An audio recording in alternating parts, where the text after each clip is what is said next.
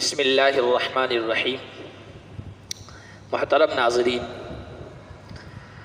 جو چیزیں انسان کے لیے آزمائش، امتحان اور فتنہ کا سبب بنتی ہے، ان میں سے دوسری چیز اولاد ہے۔ اولاد یہ رحمت بھی ہے اور یہ زحمت بھی بنتی ہے۔ یہ نہ ملے تو بھی بہت آزمائش انسان کے لیے، اور مل جائے تو اس سے بڑی آزمائش ہے۔ یہ اتنی بڑی نعمت ہے کہ اس کی تمنائیں، اس کی آرزوئیں پیغمبروں نے کی۔ دو جلیل القدر پیغمبروں کی اولاد کے سلسلے میں دعائیں اللہ نے قرآن میں ذکر کی ہے۔ حضرت زکریا علیہ السلام، فَهَبْ لِي مِن لَّدُنْكَ وَلِيًّا يَرِثُنِي وَيَرِثُ مِنْ آلِ يَعْقُوبَ وَاجْعَلْهُ رَبِّ رَضِيًّا، اور حضرت ابراہیم علیہ السلام انہوں نے کہا رب هَبْ لِي مِنَ الصَّالِحِينَ۔ تو اتنی بڑی نعمتیں کہ بڑھاپے کو پہنچ گئے ہیں پیغمبر اور اللہ سے مانگ رہے ہیں، تمناؤں کا اظہار کر رہے ہیں اولاد کے سلسلے میں۔ اولاد یہ رحمت بھی ہے اور یہ زحمت بھی بن سکتی ہے، اس لیے اللہ نے فرمایا انما اموالکم واولادکم فتنہ، تمہارا مال، تمہاری اولاد تمہارے لیے آزمائش ہے، فتنہ ہے، امتحان ہے۔ سورۃ تغابن میں اللہ نے فرمایا ان من ازواجکم واولادکم عدوا لکم فاحذروہم، اے ایمان والو، تمہاری بیویوں میں سے اور تمہاری اولاد میں سے تمہارے دشمن ہیں، ان سے چوکنا رہو۔ جب اولاد آزمائش بنتی ہے، فتنہ بنتی ہے، تو پھر یہ اولاد بسا اوقات والدین کو گناہوں پر مجبور کر دیتی ہے۔ ان کے رزق کے لیے والدین گناہوں پر مجبور ہوتے ہیں، ان کی خواہشات کی تکمیل کے لیے والدین گناہوں کی زندگی پر مجبور ہو جاتے ہیں۔ بسا اوقات اولاد بگڑ جاتی ہے، غلط کمپنی، غلط ماحول اسے مل جاتا ہے، اور پھر ان کی تقاضے بڑھ جاتے ہیں اور والدین سے وہ تقاضے کرتے ہیں۔ ان کے تقاضوں کی تکمیل کے لیے نہ جانے والدین کیا کیا کرتے ہیں، گناہوں کی زندگی اور گناہوں کے اسباب اختیار کرنے پر مجبور ہو جاتے ہیں۔ اسی لیے قرآن کریم میں اللہ تعالیٰ نے سورہ کہف میں حضرت موسیٰ حضرت خضر علیہ السلام کا واقعہ بیان فرمایا ہے۔ اس میں ایک بچے کو حضرت خضر نے قتل کر دیا تھا، تو اس کی وجہ کیا بیان کی؟ وَأَمَّا الْغُلَامُ فَكَانَ أَبَوَاهُ مُؤْمِنَيْنِ فَخَشِينَا أَن يُرْهِقَهُمَا طُغْيَانًا وَكُفْرًا، جو بچہ ہم نے مار دیا تھا اس کی وجہ یہ تھی کہ اس کے والدین نیک تھے، یہ آگے چل کر بدمعاش بننے والا تھا، نافرمان، اور کہیں ایسے حالات نہ بنا دیتا کہ والدین کو کفر پر، سرکشی پر، گناہوں پر مجبور کر دیتا، اس لیے ہم نے اس کو قتل کر دیا۔ اللہ کے نبی صلی اللہ علیہ وسلم نے بیان فرمایا کہ الاولاد مجبنۃ مبخلۃ مجہلۃ، اولاد جو ہے یہ بزدلی کا سبب۔ جہاد کے لیے نکلو تو انسان کے دل میں آتی میرے بچوں کا کیا ہوگا، بزدل بن جاتا ہے انسان اولاد کی وجہ سے۔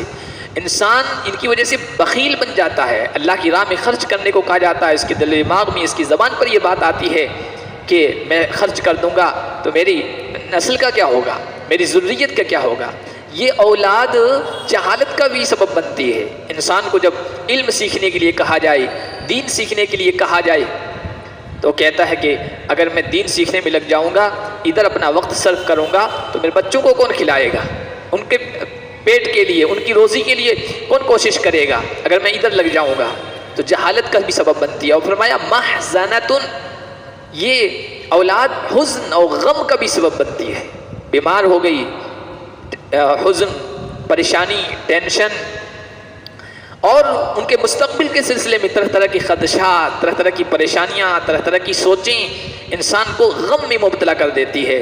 اگر پڑھائی میں لگا دیا، کند ذہن ہے، پڑھ نہیں پا رہا ہے تو انسان پریشان، ملازمت نہیں کر رہا ہے تو انسان پریشان، تو یہ محزنہ بھی ہے، حزن کا بھی سبب ہے۔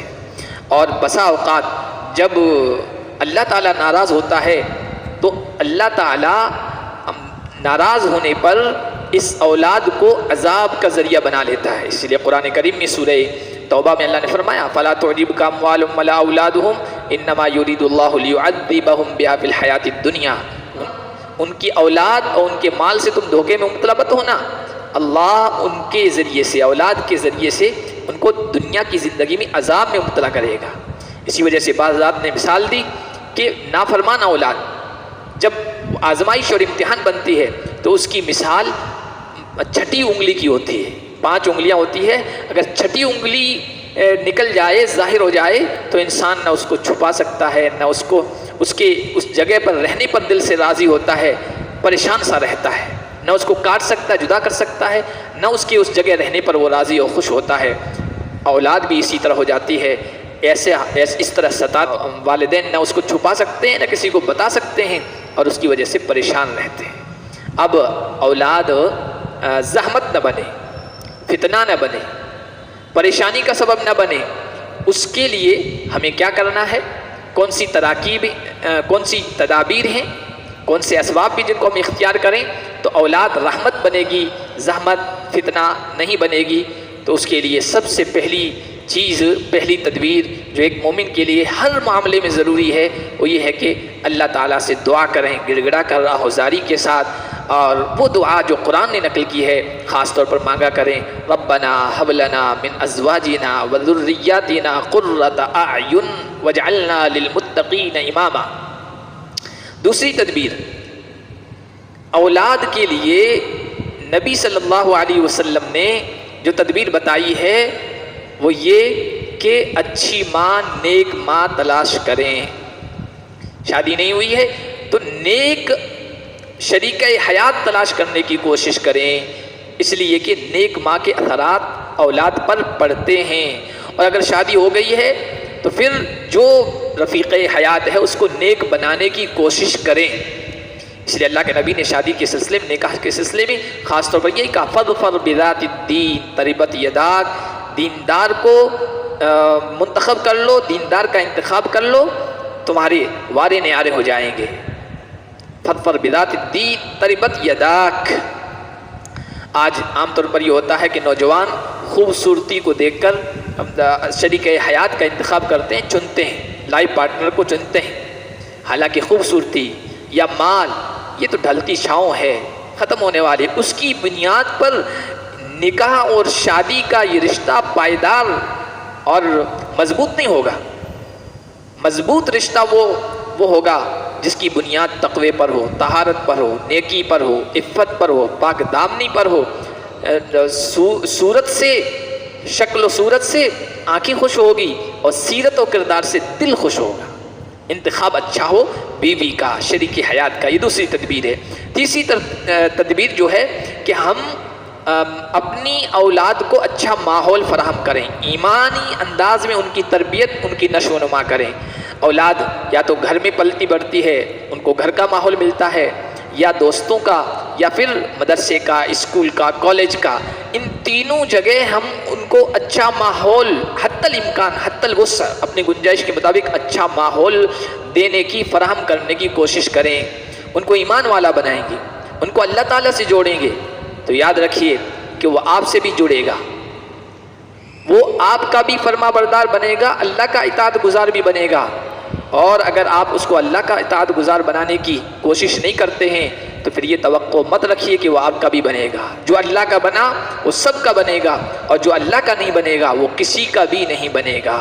اس لیے ایمان سے، رب کی اطاعت سے اس کو جوڑنے کی کوشش کریں۔ چوتھی چیز وہ آپ کے لیے ہے، یعنی اولاد کے لیے نہیں بلکہ والدین اور سرپرستوں کے لیے، کہ اپنے اندر بھی ایمانی صفات پیدا کریں، اپنے کو آئیڈیل بنائیں، اچھی صفات سے آراستہ ہونے کی کوشش کریں۔ آپ اولاد کو اچھا دیکھنا چاہتے ہیں تو خود اچھے بن جائیں، تب جا کے آپ کے اچھے اثرات ان پر مرتب ہوں گے اور آپ کی فرما بردار بنیں گی۔ یہ 4 تدابیر ہم نے اختیار کر لی تو انشاءاللہ یہ اولاد ہمارے لیے رحمت بنے گی، زحمت اور فتنہ نہیں بنے گی۔ اللہ ہم سب کو نیک صالح اولاد عطا فرمائے جو اس کی بھی اطاعت گزار ہو اور ہماری بھی فرما بردار ہو۔